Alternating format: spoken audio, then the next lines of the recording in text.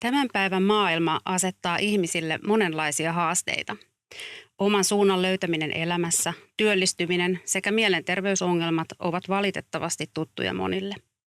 Myös koronapandemia toi omat haasteensa arjen kanssa käymiselle aiheuttaen sosiaalista syrjäytymistä. Sen jälkimainingeissa elämme vieläkin. Yhteiskunta tarjoaa kuitenkin monenlaisia työllistymiseen ja osallisuuteen vaikuttavia palveluita, mutta ne ovat usein pirstaleisia, eivätkä tavoita oikeita henkilöitä oikeaan aikaan.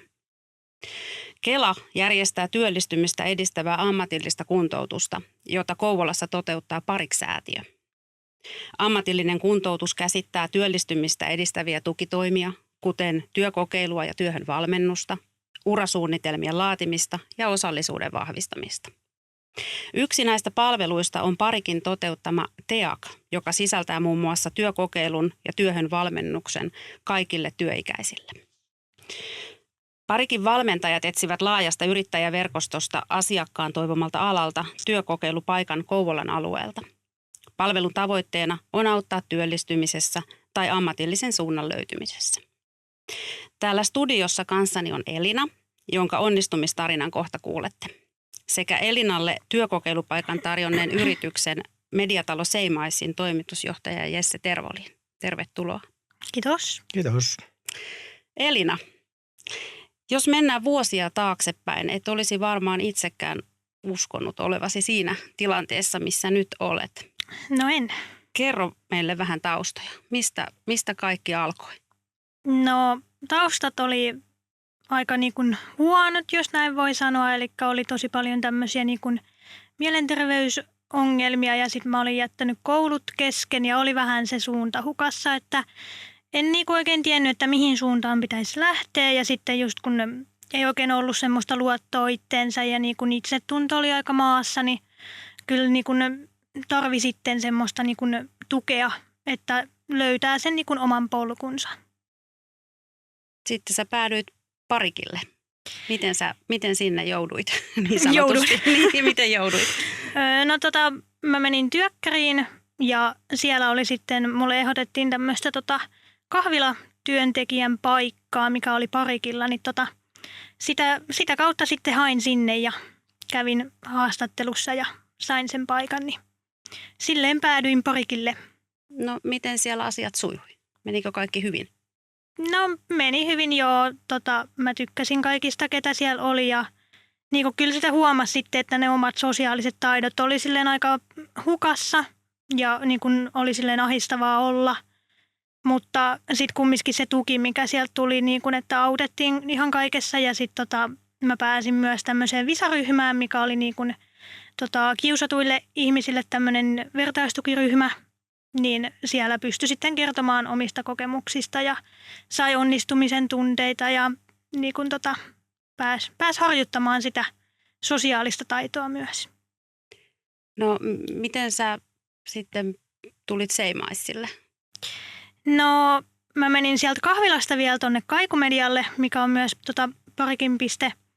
Ja sen jälkeen kun mulla se loppui, niin yksi Parikin henkilökunnasta ehdotti mulle Seimaisia ja sitten mä soitin Jesselle itse ja puhuttiin tästä ja sovittiin tapaaminen sitten, missä oli niinku Jesse mukana ja sitten oli Parikilta henkilökuntaa myös. Aivan. Jesse, Seimais on ollut ennenkin mukana tarjoamassa työkokeilupaikkoja ja teillä on ollut vuosien saatossa paljonkin nuoria työharjoittelussa. Kerro sun kokemus Elinan työkokeilusta. Miten meni?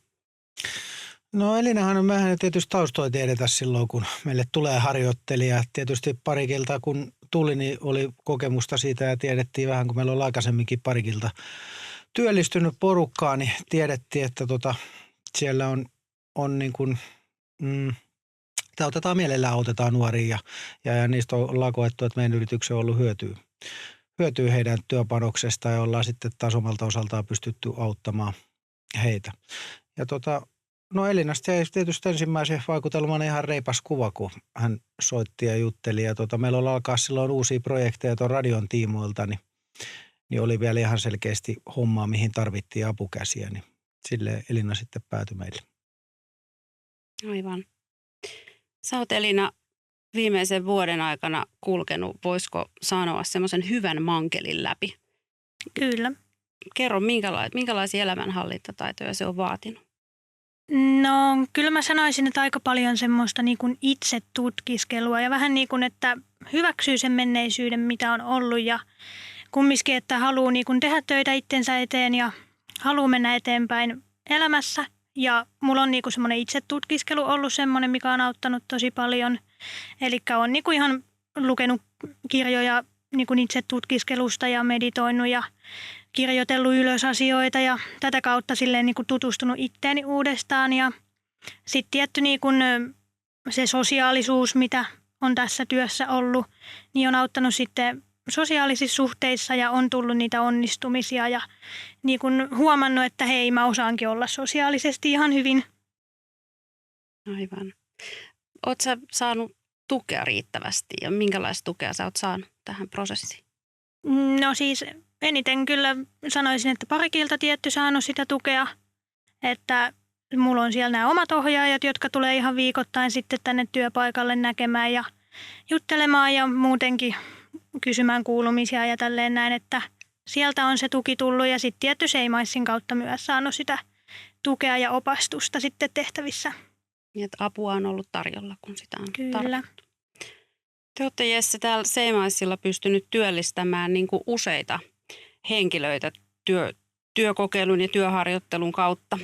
Mitä sä sanoisit semmoisille yrittäjille, jotka vielä miettii, että tarjoaisiko semmoista työkokeilupaikkaa ja lähtisikö mukaan tähän hommaan? No kyllä oma kokemus on ollut tosi positiivinen, että ollaan kyllä tykätty niin kuin tosi paljon ja meidän alalla etenkin hyödyttänyt. Ja mä luulen, että varmaan niin kuin tuosta parikin niin kuin, ketä on meille sitä kautta tullut, on ollut hyötyä myös siitä, että me tehdään luovalla alalla töitä ja se on niin kuin tosi vapaata. Että täällä on aika pitkälle joutuu niin kuin resurssien mukaan saanut vastuuta ja päässyt sitä kantamaan, joka on omalta osaltaan varmaan auttanut sitten nuoria löytämään sen oman polun, että tämä ei ole niin kuin tosiaan aika liukuhihna työtä, että täällä voisi joku neuvoisi ja kädestä pitää tekisi, että tämä pitää tehdä näin ja näin, vaan että se on ehkä se juttu, minkä takia tämä meidän osalta on ollut hyvin hedelmällistä tämä yhteistyö molemminpuolisesti, niin on se, että täällä on joutunut ottamaan sitä vastuuta ja